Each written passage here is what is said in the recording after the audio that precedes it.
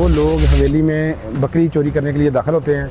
उस दौरान उसामा और बिनियामिन ये दोनों भाई हवेली में अपने जानवरों की निगरानी के लिए सोए होते हैं। ये इनमें से एक भाई जाग जाता है जो कि इन चोरों को रोकने की पकड़ने की कोशिश करता है। तो ये चोर फायरिंग करते हैं जो कि उसामा के सर में 2 फायर हिट होते हैं और उसकी मौका पर डेथ हो जाती है, जबकि बिनियामिन के एक फायर उसके पाँव में लग जाता है।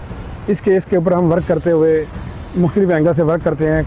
जियो फेंसिंग करवाई जाती है और गांव के जितने भी लोग मुश्तबा होते हैं उनको हम गिरफ़्तार करते हैं और उनसे इंटरोगेशन अमल में लाते हैं। दौरान इंटरोगेशन 2 नाम जो हैं वो उनको हम सर्कल करते हैं। जो शहजाद और पाशा है उसकी CDR से हमें एक क्लू मिलता है कि ये वकूए की रात जो है ये दूसरे गाँव जाता है और रात ही वापस आ जाते हैं।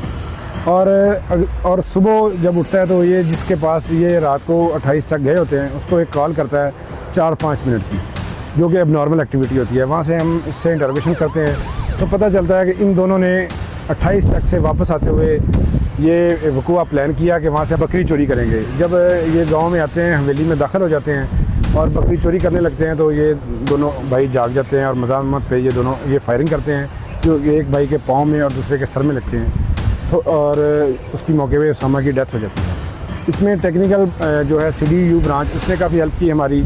और दूसरा जो गांव में जो भी लोग मुश्तबा थे उनकी जब इंटरोगेशन की गई तो ये इस तरीके से ये को हमारा जो है क्लियर हो गया। शहजाद और पाशा और दलमीर दोनों गिरफ़्तार हो चुके हैं। उनको हवाला जुडिशल भिजवाया जा चुका है और इस मुकदमा में उनको सख्त से सख्त सज़ा दिलवाई है।